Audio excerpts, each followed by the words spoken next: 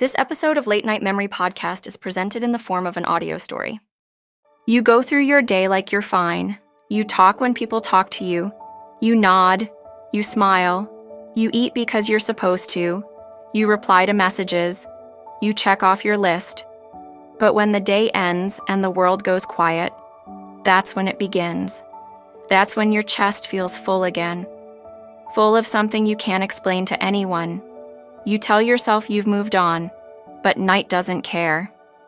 You change into comfortable clothes, your phone is on charge, the lights are off, your room is quiet, you've got nowhere to be now.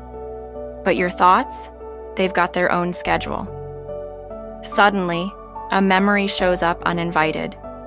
That laugh, that one message, that one look, something about the way they leaned in when they talked to you, like you mattered. Even if only for a while. And it's always the small things that trigger it.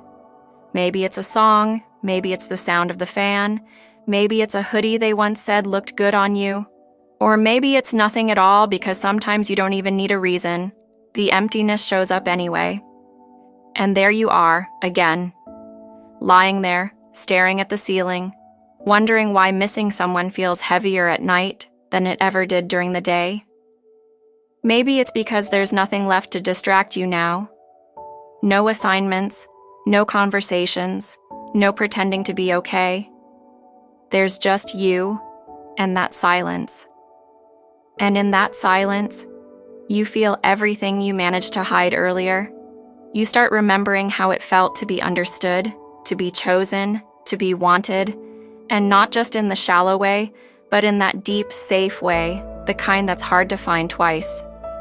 And here's the hard truth.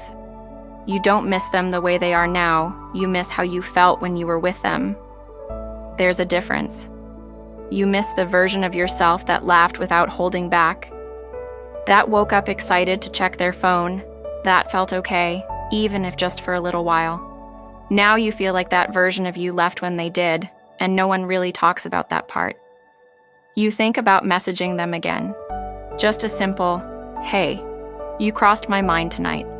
Nothing dramatic, just honest, but you don't. Because you're tired of being the only one who remembers. You're tired of giving them space in your heart when they barely give you a thought anymore. So you let the message sit in drafts, and you scroll instead, looking for something, anything to take the edge off. But your brain keeps rolling the tape. That time they stayed up just to talk to you, that random compliment that made your whole week, the way they looked at you when they thought you weren't noticing. And it hurts, because it felt real, at least to you. You start wondering if they ever meant it, if they ever think about you now, if they ever lie awake too, quietly missing what you had. And the worst part is, you know you'll never get those answers. So now you just lie there, not crying, not panicking, just existing. It's a strange kind of pain, not sharp, not loud, just still and constant, like background music that never fully goes away. And in that stillness, you don't even want them back. You just want to feel that connection again. That warmth, that safety. You want to feel like someone's home. But here's the truth you have to face. It is possible to heal. It's just that healing doesn't happen all at once. It happens in pieces.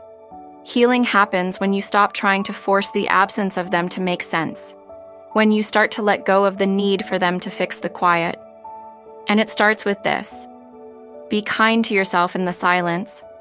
Give yourself permission to miss them, but don't stay there forever. Recognize that missing doesn't mean you're weak or that you haven't moved forward. It just means that something beautiful mattered in your life, and it left a mark.